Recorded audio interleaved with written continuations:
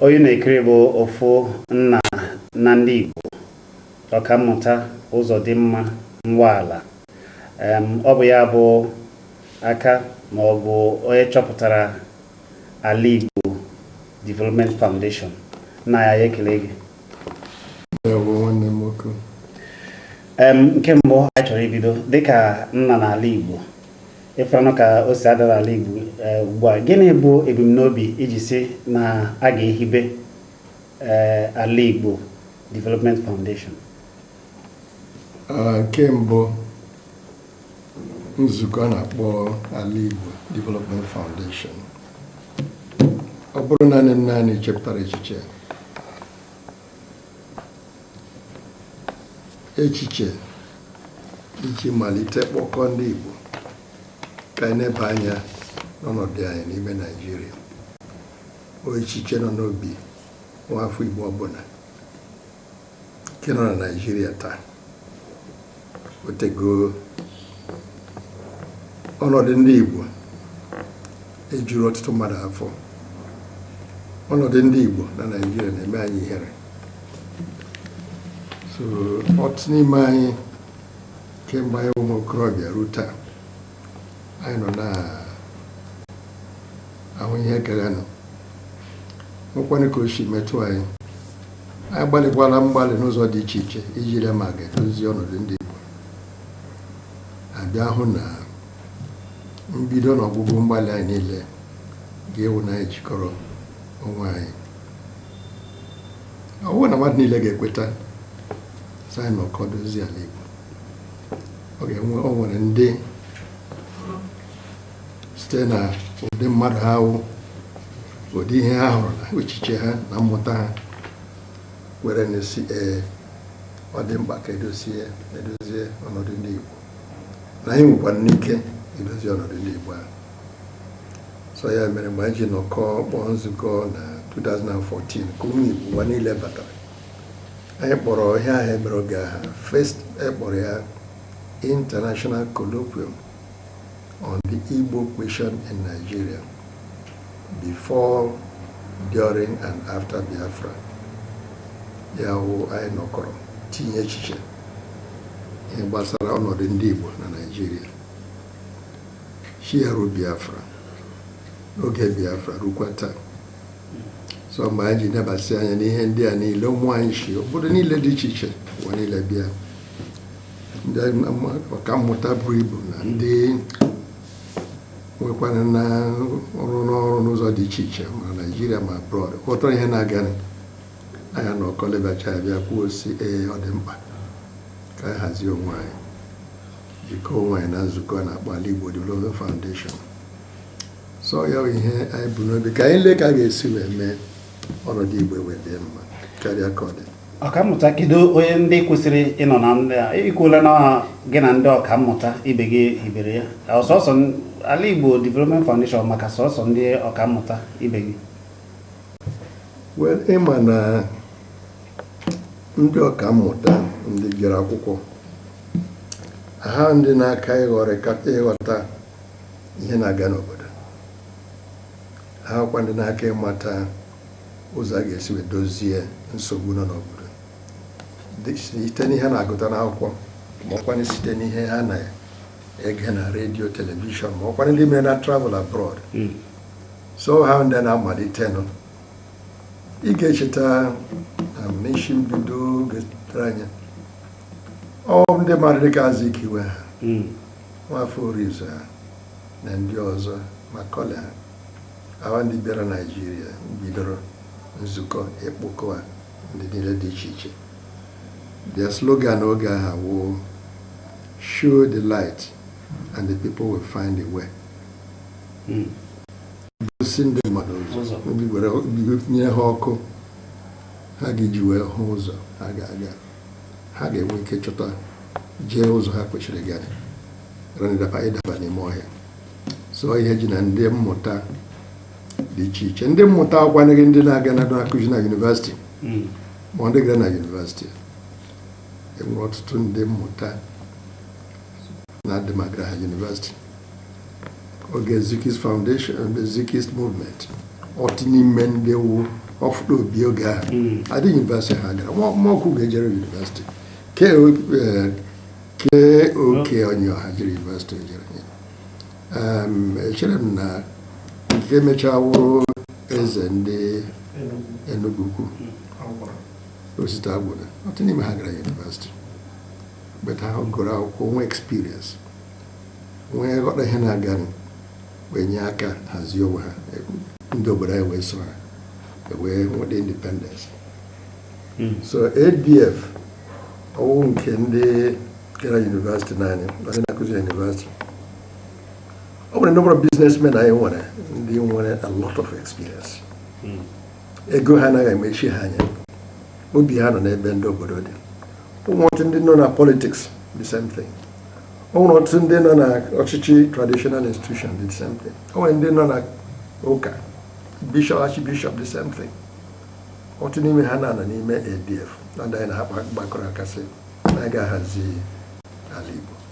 Ọkammụta ewe ihe ọzọ dịka maka ihe a na-akpọ bụ ọnọdụ ndị Igbo ugbu a ama mbọ anyị na-anụ mbọ niile ndị ala Igbo na-agba ọkachasị oge ndị eke ndị agha Naịjirịa ga-agba egwu eke na ndị Igbo agbachara afọzi Nnamdi Kanu tupu ha na-abịa isocha jee fụ Nnamdi Kanu na ihe a ọnọdụ ndị Igbo nọ ugbu a gịnị mere na ndị agbachara eke agwa eke afọ Nnamdi Kanu ndị niile bụ ndị isi na-achị ala Igbo ma ọha na eze onye ọbụla mechie ọnụ ndị dịka unu ihe anyị ji na-ajụ akwa mgbe ndị dịka unu na-eme na ala Igbo na-adị mma na-achọ ọdịmma mmepe ndị Igbo Chukwu ekwe ihe ọjọọ ndị mmadụ si ebe ha si bịa kpawo n'aka otu a ka anyị ga-esi na-eme otu a ka ndị anyị zipụchara Abuja na ndị na-achịgasị mpaghara dị iche iche dịka gọvanọs ga-esi na-ene n'anya. Asị ị na-eme ka ị mara ihe niile mgbalị niile anyị na-agbalị kembụ anyị nzukọ anyị ala Igbo Development Foundation nzukọ mbụ jere hụ Nnamdi Kanu na ndị ochie na prison na Kuje. Mgbe ọ pụtara ọ bịakwara hụ anyị na nzukọ ụbọchị anyị nwere nzukọ a Archbishop nọdị arụrụ atọ Bishop nọdị arụrụ abụọ traditional rulers nọ there many eminent leaders and bịa kenesi anyị wee kpọọ ya sị ihe ọ na-eme o nidere ndụmọdụ na anyị ga-achọ ka anyị na-anọkọ ka anyị nye ya ndụmọdụ ebe onye na ọ gara ji obi ụmụaka obi okorobịa na-eme ha na-eme anyị na-ekwekọrọ ya bịa hụ anyị nke mbụ anyị akọwachara ya si ya nekwa nkeka nke ọnọdụ iwere oge a na-agaghị ime elekshọn Anambra steeti anyị si nọdịrị mma na bekee ọ dị counterproductive ọhịa ga-ekwe ahịa anyị anọsị ya sị ka ya kpọọ ndị otu ya kpọọ ha mmadụ iri zute ikwe anyị na Owerri anyị na-ekwuchi anya bụ ya si ya rapụ okwu na election Anambra steeti onwere ihe ogbochi anyị gbasi ụkwụ n'ala ike kpọkọ ndị ebe anyị jiwe ụzọ ndị ebe anyị ga-apụta na agbụ ha nọ so ha sị ka ha chee ya bara abụọ kpọọ mụ si m na biko na ha ekwere na ka ndị ADF kpọọ conference ka ha bịa kwuo na ha akwụshigo esi na agaghị m election Anambra steeti bekee na-egbu ya na ọ ga-ewe ebe kpọrọ m okwu ebe 6th of September okwu ya na ọ ga ebe 12th unfortunately 6th 7th ndị agha Naịjirịa bịa ebe niile gbawa egbugbushe ndị mmadụ si na ha nọ ha kpọ ya Operation Python Dance egwu eke ọkpọọ mụ si mụ biko nna ya kwa ọrụ na ka anyị gara hapụ igbo oku a ihe akpọ ya ogede ka sọọ ije ndị agha Naịjirịa bịara ihe mere ha ji mee ya anyị gbalịsiri ike ka anyị nwee ike si ụzọ kedu ihe anyị kwuru nwee mmasị ebe ADF na ebe IPOB nọ obodo na-enweghị ụmụ okorobịa ọ na-anụ ọkụ n'obi ịhụ na agaghị meri obodo ha agaghị megbu obodo ha obodo enweghị ụdị ndị a obodo ka furu efu ile anya ndị anyị na ha na-azọ ọchịchị na Naịjirịa ndị si na na-ekweghị ka anyị guzoro ha nwechiri ụmụ okorobịa ndị a na-edighe gbuo gbaa egbe nọ lụọ ọgụ gbuo egbe kọọ mmadụ ihe tie mkpu kembụ ebe wiki ole gara aga ma oruga wiki abụọ ndị Yoruba lere nwa okorobịa ha na-akpọ Gani Adams. Gani Adams bidoro nzukọ dịka na-akpọ OPC a dịka IPOB. Obasanjo mechara tọọ nwa okorobịa ahụ nga ihe niile ndị Yoruba nabata ya ha kpọọ nzukọ ọ ga-anọ na ha na-enye advice ha hụ na nwa ha wụọ okorobịa obichiri ka ha ga-ejiwe na-alụ ọgụ ichita ha ewu oke ha na Naịjirịa. Kedu ihe mere na taa Yoruba adịgo united enwere ha dia constitution, enwere ha dia anthem, enwere ha dia flag. Ị na-ekwu okwu Yoruba shi kwara rukogi ruo Yoruba land agaghị ya together. Awụgo ma police ndị na-eche obodo. Kee maka ndị South ụzọ ji nweta ọkwa maka okwu Gani Adams ka eji nye Obasanjo president in the first place.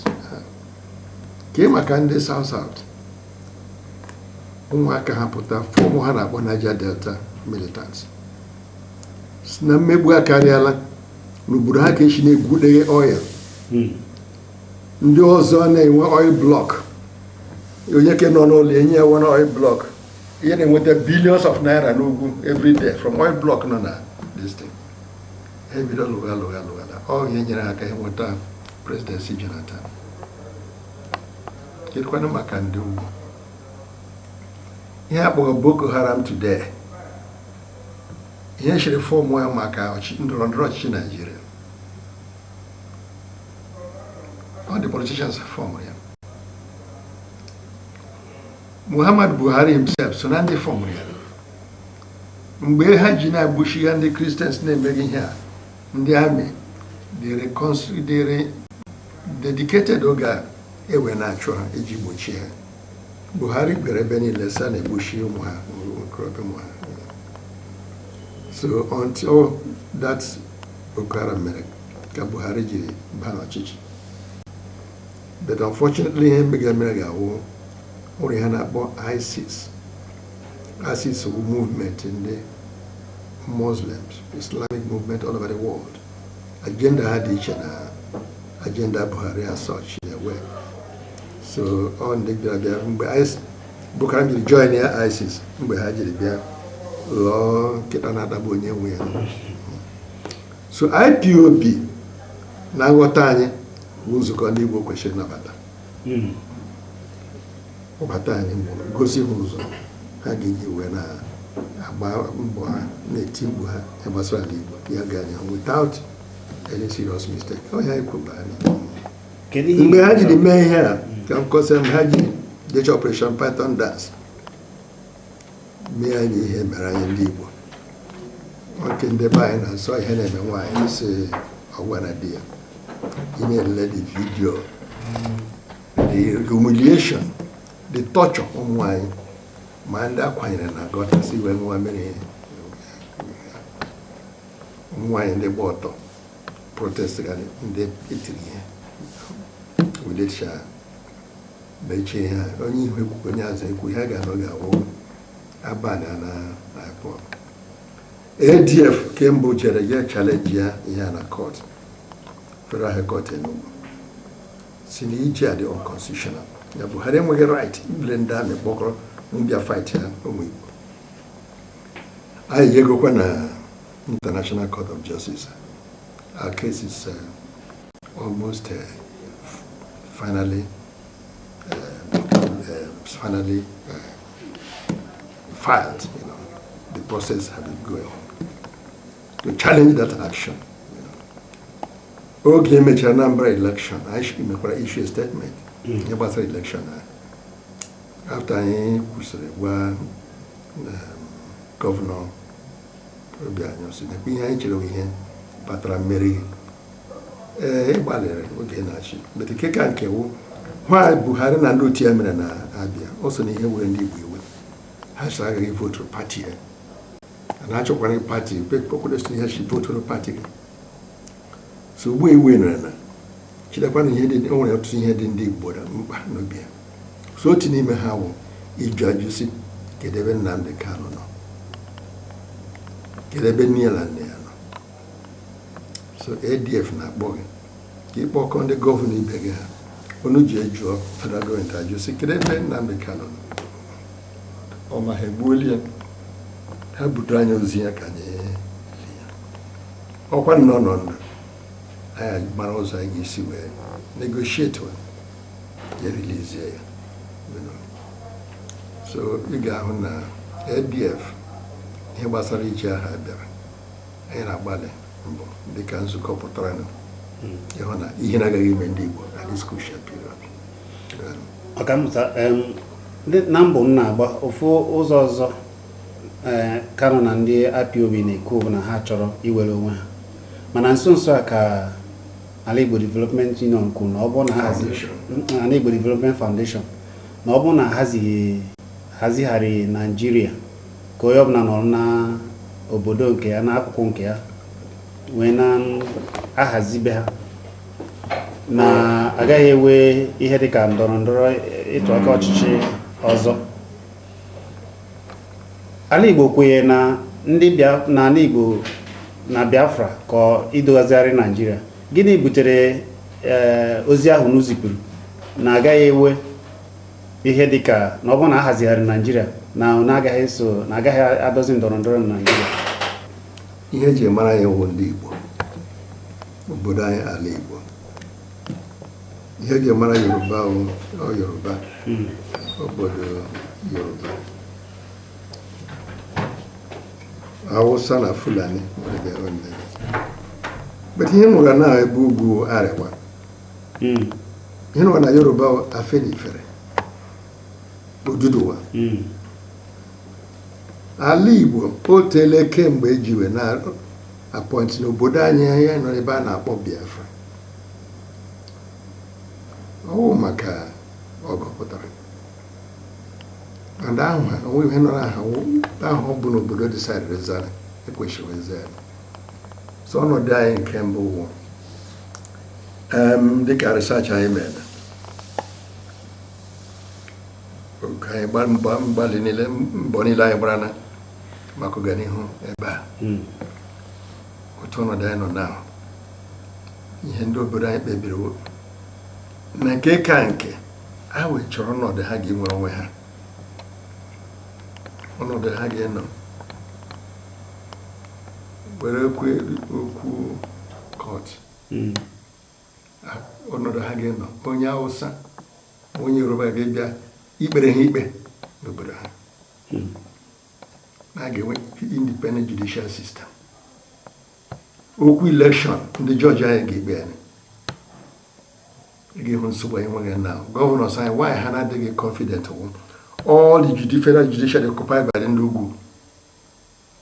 And also, gbasịa amasị agba ụfọdụ ha eke ihe ha na election oge were ga court na Ndugu ga-ekpere gị decide kwụsị na ihe onye ji ejide anyị taa ga-abịa ebe polisi nọ ị ga-ehụ na polisi Hausa ejuru ebe niile o mere anyị dịka slaves. Anyị chọrọ ọnọdụ anyị ga-enwe obi polisi nke ndị Igbo. Ị ga-enwe ebe intelligence na other security forces nọ. Ebe ekọnọmi anyị nọ anyị chọrọ ịkọntrol ekọnọmi anyị. Anyị so oke anyị nọkọ anyị continue nọkọ anyị ga-ewepụta itinye na the federal for 20% of all the resources. Federal government agaghị bịa touch our land, it will be full control. Our Caesar airport. Give ebe foreign policy no foreign affairs no. I get one foreign ministry. But the various regions, I took a region of our own in the first place. That our own region, get consulates abroad. We go share bad America. When we bad we na na obodo Igbo ya na-eshi akpa nkata gbasara otu eji edozi ala Igbo. Foreign agencies weta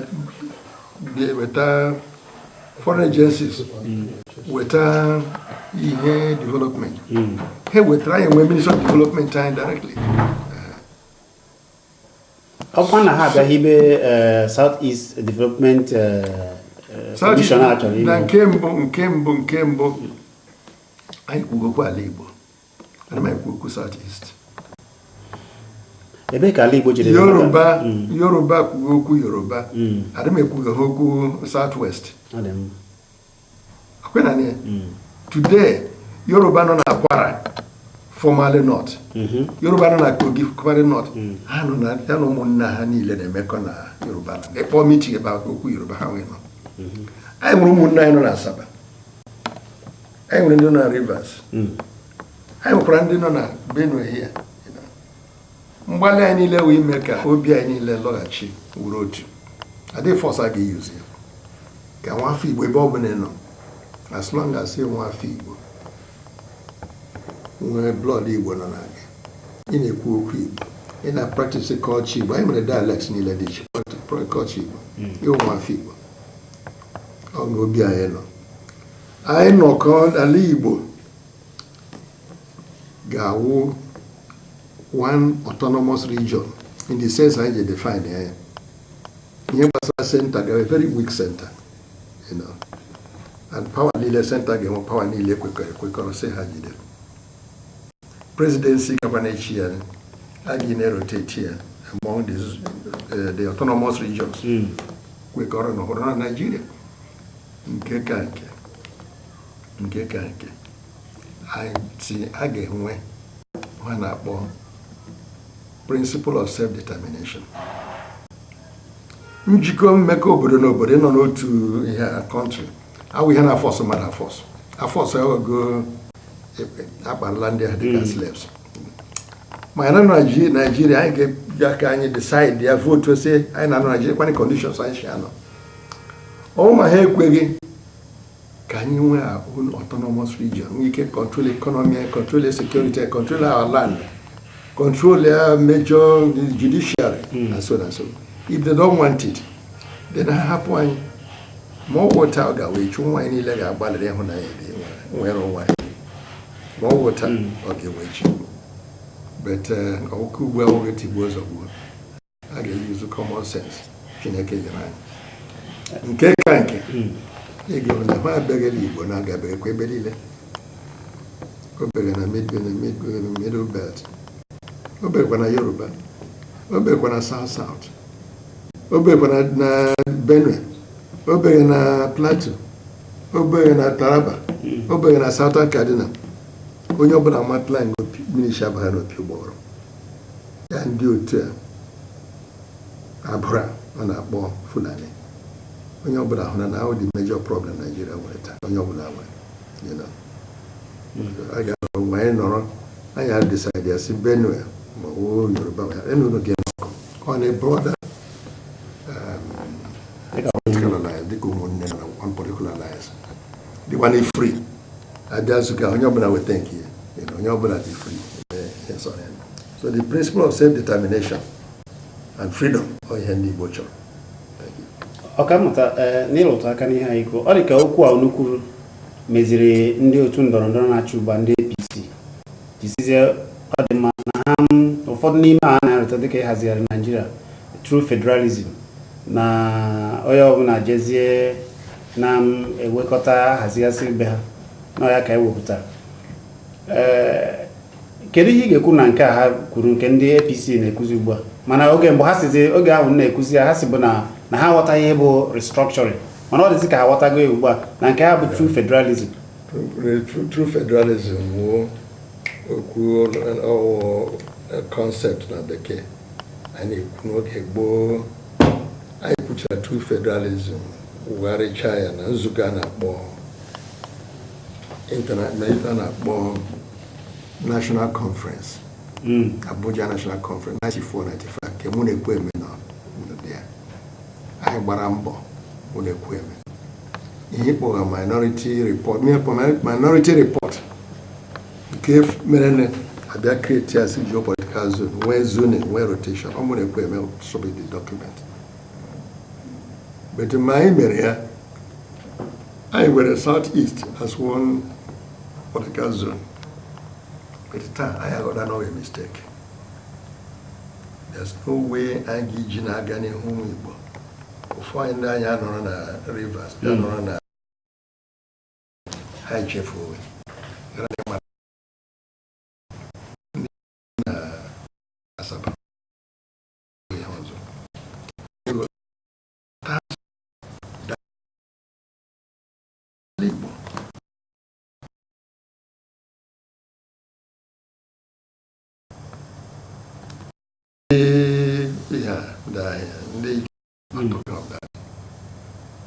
Anyị ga n'ọrụ nwa anyị aji obodo anyị na ndị Ijọ kwekọrọ na anyị ga-anọ na Common Federation. Anyị na-aba nọ, but ọ ga-ewu a situation anyị niile kwekọrọ. Ndị Igbo agaghị ịla aka ibie ịnọgide gbugide onye ọbụla gị, egbu onye ọbụla gị ma ndị nọ n'abụ. O siri problem enwere eji nwee instability like Eastern Nigeria. Ndị mehaziri ya kpọọ ya Eastern Nigeria. Ahasifu ya very well. Emere ya dịka ndị Ijọ na ndị Efik gara n'okpuru ndị Igbo. Ha na-akpanwe onye jiri ekwe nwee stability oge ha. Ndị ugwu ekpurukọ ihe niile were ha chịga ndị Fulani n'aka. Onye jiri eshi nwee TV rights. So today anya adịrị onye ọbụla clear. N'ala Igbo, Europe, or the Hotel France, one language, one culture. Spain, one language, one culture.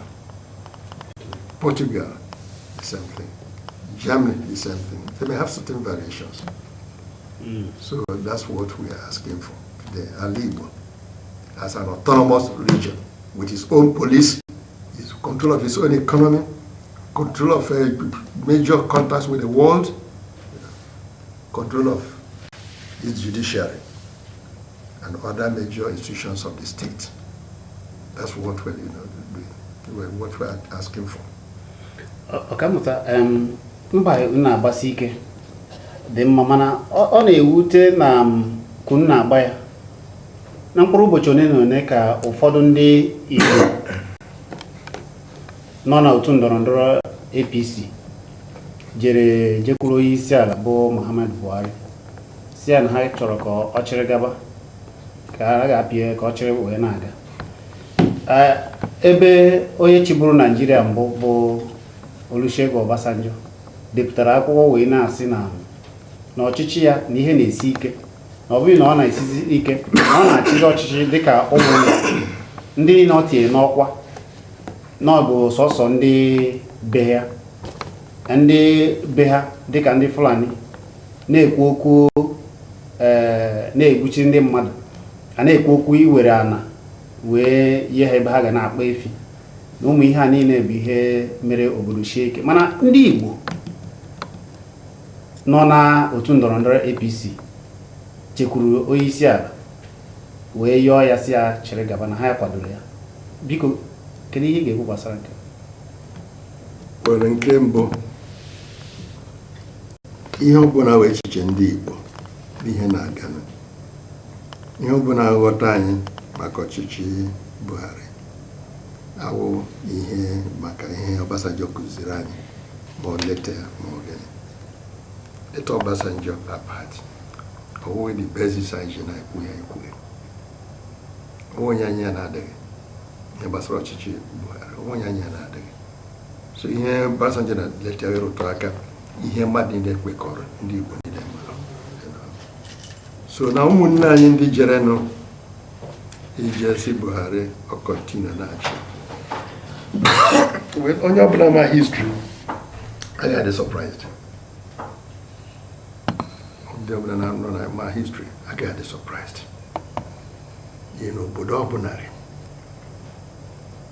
na-achọ freedom. That struggle, mgbalị ahụ na-ewelite ọtụtụ ndị na-akpọ business speculators, ndị nwere mgba ọnọdụ ha hụ ịga n'ebe onye iro nọ na ti ego iji wee na-abịa rụrụ ha ọrụ internally. That one is very clear. So n'etiti anyị hụ ụmụ anyị ndị iche na-adịghị ebe anyị nọ, ndị na-achọ ka ndị ugwu na-ebinye ha ego na-ebuild ha up bara na ti ka ha were ala Igbo.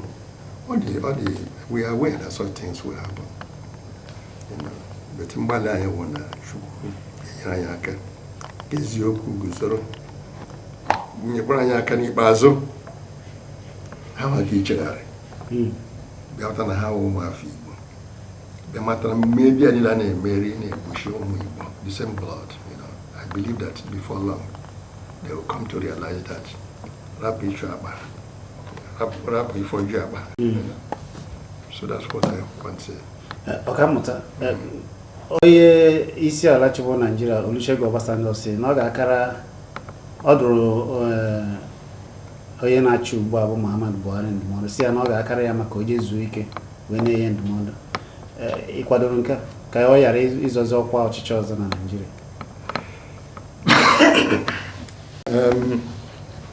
Ịnụ ya kwuru before, achọghị m ka link up our position to Obasanjo's position. I know we're in the same party. I know we're in the same movement. Yes, you kwuru eziokwu. Achọghị m ka anyị na-eme ha na-ekwu ya so because of Obasanjo ka esi na-eme ihe worship.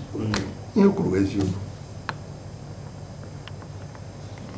Ọdịmma, ofu ihe ọzọ eji mara ala Igbo Development Foundation bụ ka akwụ ụmụ Igbo rute ụlọ. Biko kemgbe e bidoro ya, akwụ ụmụ Igbo natawa n'ụlọ, ewena ka ndị a na-agwa ji anụ na-abịa emepe ala Igbo.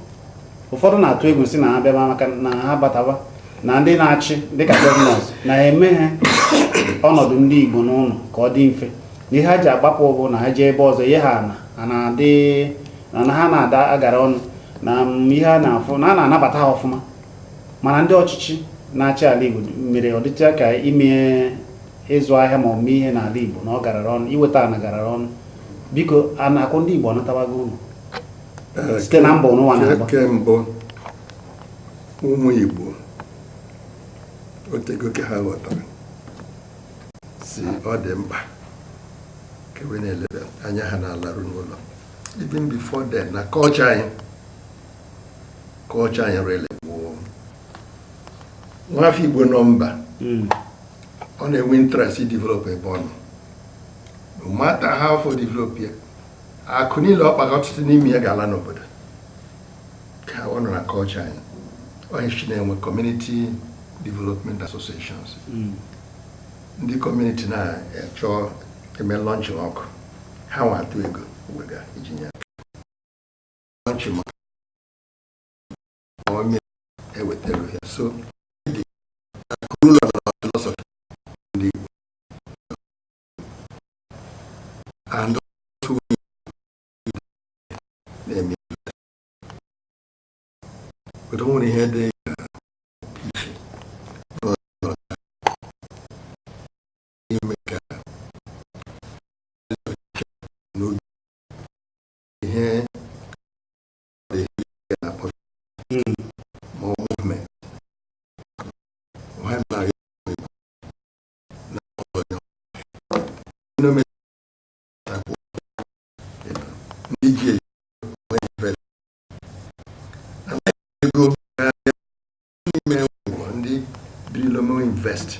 develop what I live.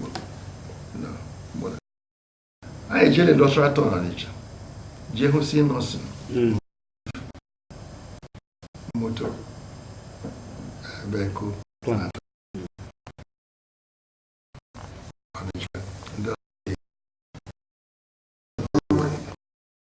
Nobody need one computer be balance. Yeah. Develop more investment state. And also know where courage and say na Peter Obi wụ ndụ ya nọta onye hiwere Ere Foundation mere order so many billions of vehicles nye go up front here. Other businessmen have given the same testimony. Oh yeah, kind of but through the government, so because follow an example that one night will call Peter B. We go on and got this thing. I know Gary. I think we're soon going to go to Imo State and other areas. By the bureau movement here, I launched a bruiser. James Ukona, Lagos.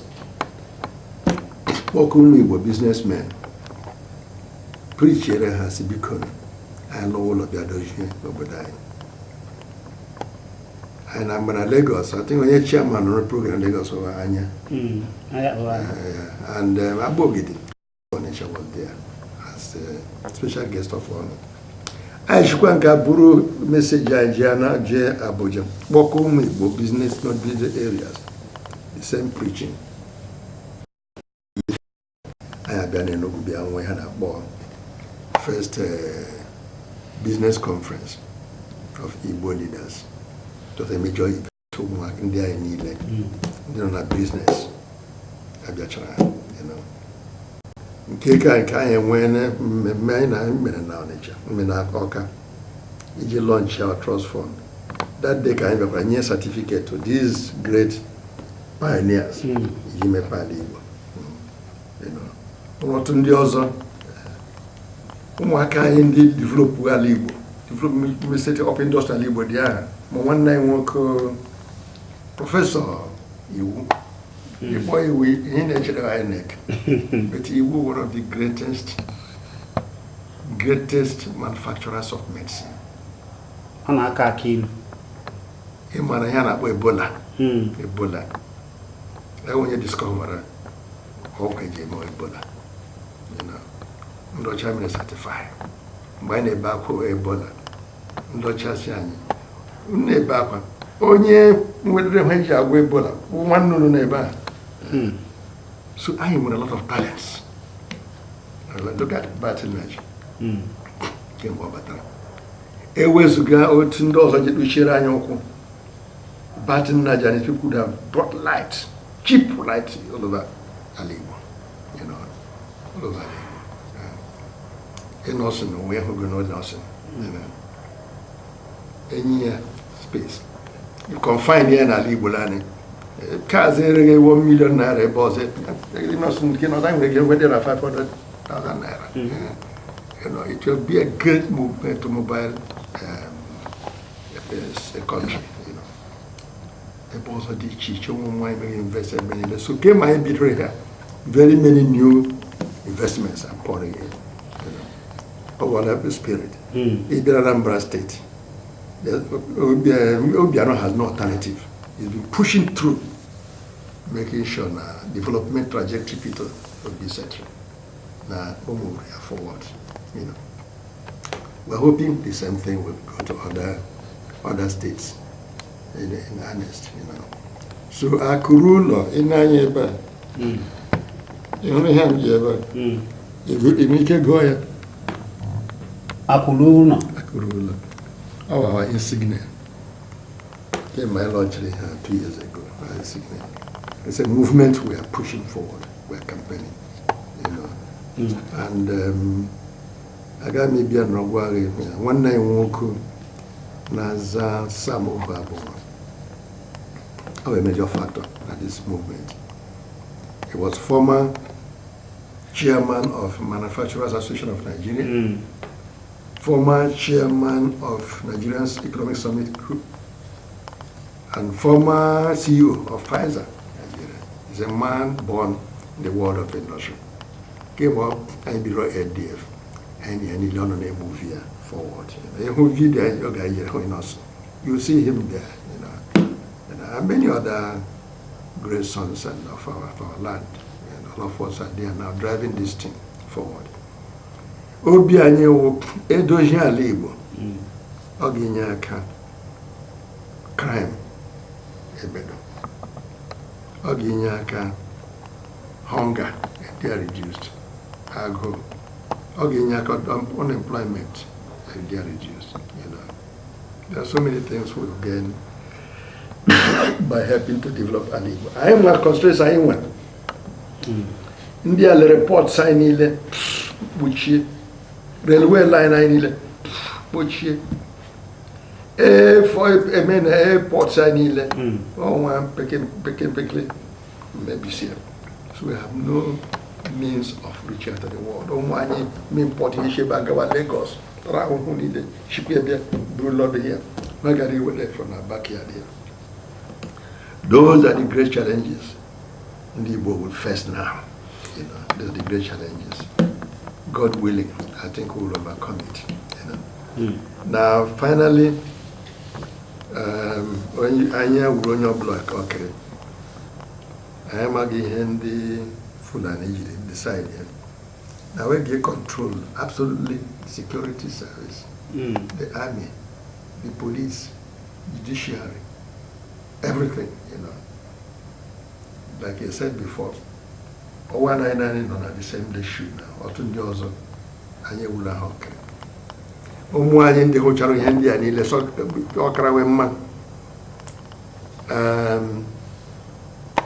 You is na hell, okay?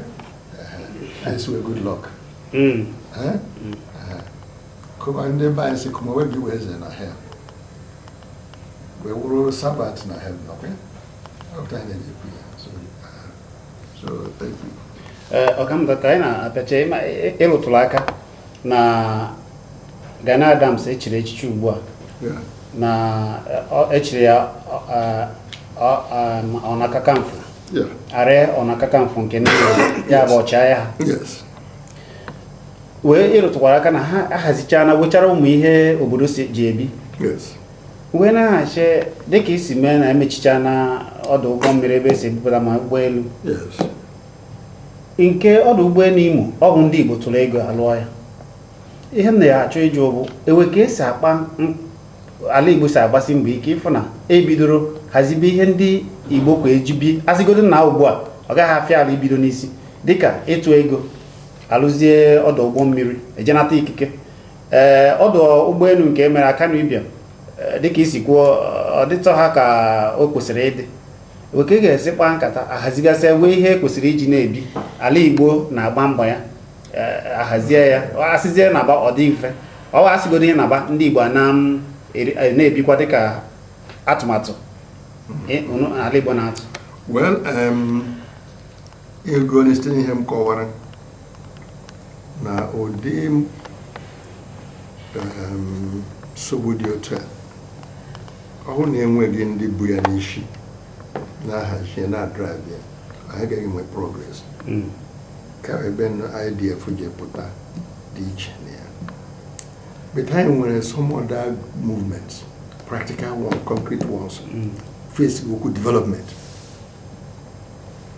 o nwere nke nzukọ nwanne anyị nwoke Baton na ndị ọzọ bidoro a na-akpọ Southeast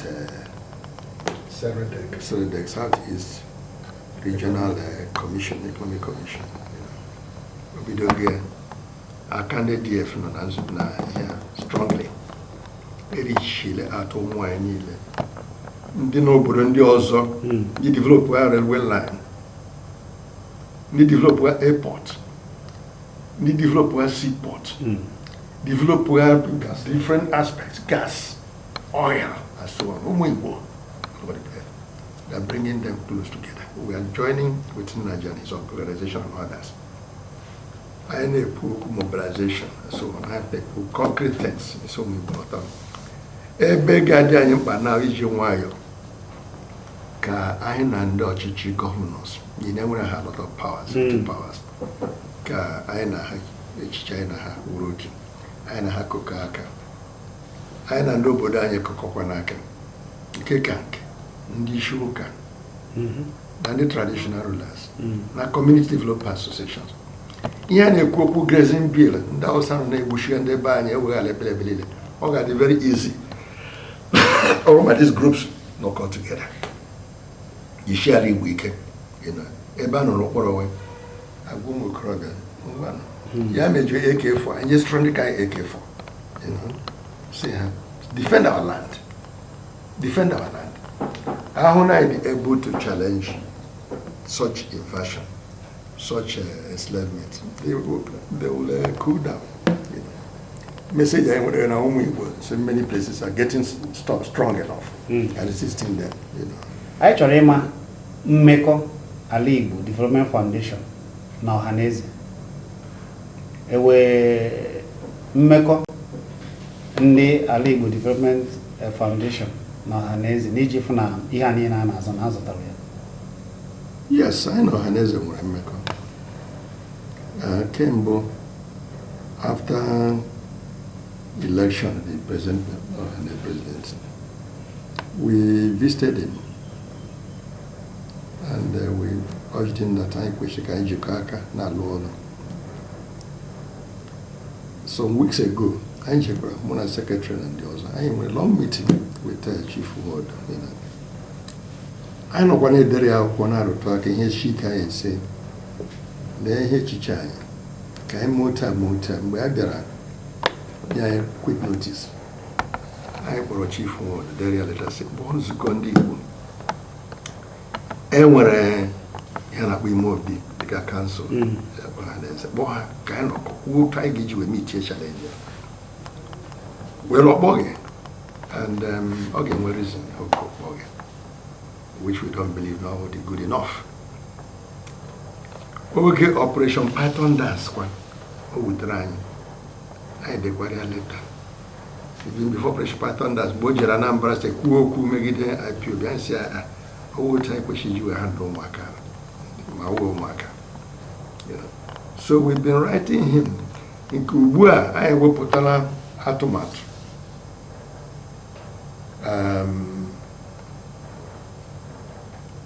ADF memorandum on the future of Alibu, Young Federation. I bought a see up with more big. Can you with that automata discuss or deep with it? I know what I say. As there, no game. I know. The governor and those and the president general and those went to make up Igbo program first festival of Igbo civilization. I now about one day walk actually. On do tell you what we put our hand as what they are born in. Kulukra my program. I chipped the race chair. We get more president general bombs go and as upon I had to wear. Igbo land of what they. Oh, we talk. I try. Just sign a word to get you in America. You know. So go China. Tranos neaga get meeting in Mobi. Only I have Jim Mobi. He may organize in Mobi. Well, yeah. Also, you know, also walk a look from my hotel. Yeah, you know he who wear the shoe. My bonnet. So I'm going to be a career question. You know. However, we are, I know Ọhaneze. I had committed to Ọhaneze. ADF our Ọhaneze.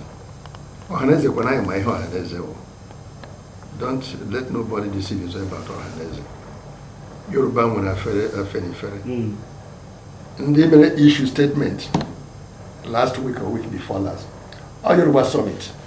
Voice of Reason. Another organization of intellectuals. Public figures, they go to ADF. Nugu, Haware, Arewa Research and Development Commission. Arewa Constitution Forum. So all along the history, our group has been provided that intellectual guide, intellectual resource. I want the Yoruba one of the intellectuals in a Kuoku Gani and IPOB. Some years ago, okay, no, PDP, I don't have PDP. I visited my friend Gani Naba, former speaker of the Federal House. When you run out the Gambe, Hundini Limbi, you black, Chebwe, so I'm the bear, you know. Mama, that boy, almost security, neighbor has no more OPC. So why come? Where's that in Bobia? And I was the OPC. one the same equivalent of our IPOB. Are you getting me? So this is the situation, you know. Ohaneze Odeka community Odeka Odeka nzukọ amaala ndị Igbo. Nzukọ amaala ndị Igbo akpọ ya onye ọbụla apụta nzukọ niile apụta ntị niile apụta ewepụtacha ihe ha ji obodo. Ahụbeghị m ebe one man na-arụ ọnụ ụdị nzukọ one man alone na-arụ ọnụ dị nzukọ. I've never seen that kind of thing happen, you know. So, but I ain't want the time maybe I quarrel with anybody. You know, what we feel we should do as leaders of people, elders, not crowd together idea. We'll continue doing it. You know, we'll continue giving reference to Ohaneze as Nzukama line. No, you're not even elect. We'll continue giving him respect. You know, it's not for him to reciprocate, but we will not. With our bare eyes open, and somebody will play with the destiny of Igbo. Nowhere. Nowhere. Nowhere. Ali Igbo Development Foundation or Kwadoro handshake across the Niger. Ali Igbo Development Foundation. In recent times, I haven't used that expression, handshake across the Niger. But Benji Malitiao handshake across the Niger or Nisha Asaba.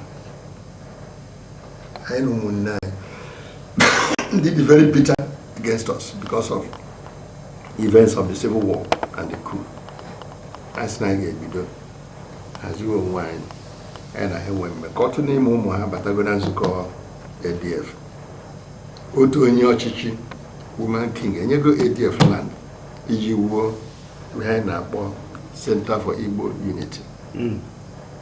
One night Woko, Sonyo Odogu, Anyano Nameko, you know, a man I respect. All the programs and they put together in honor of that great man, you know.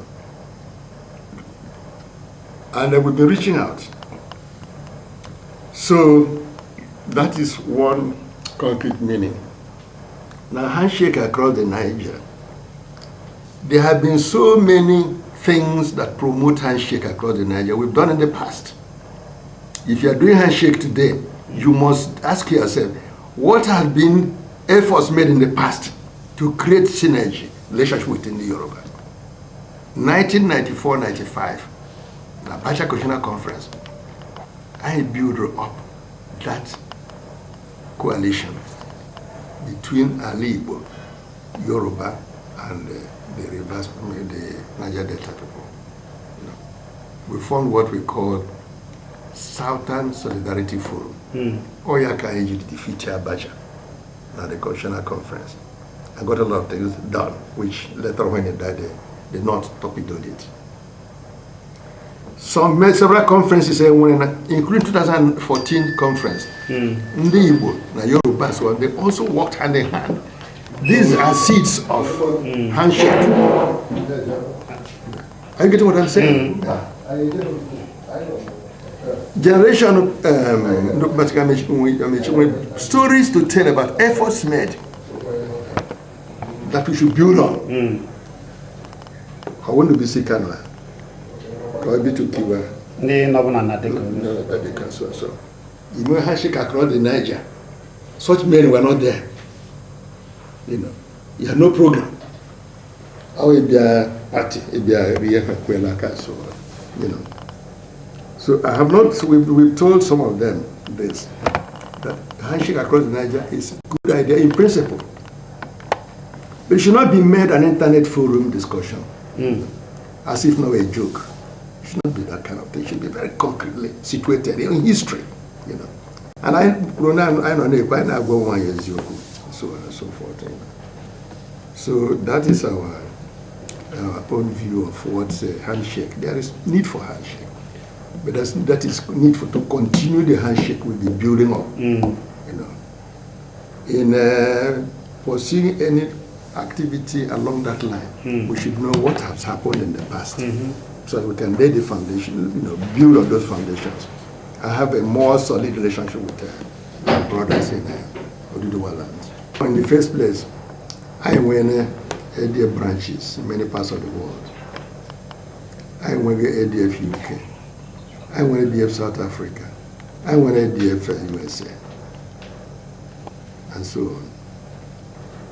We also have affiliate organizations that have come to affiliate with ADF. I went a program now with an organization, membership here and across North and South America. As a project, we're now working on this problem of grazing bill.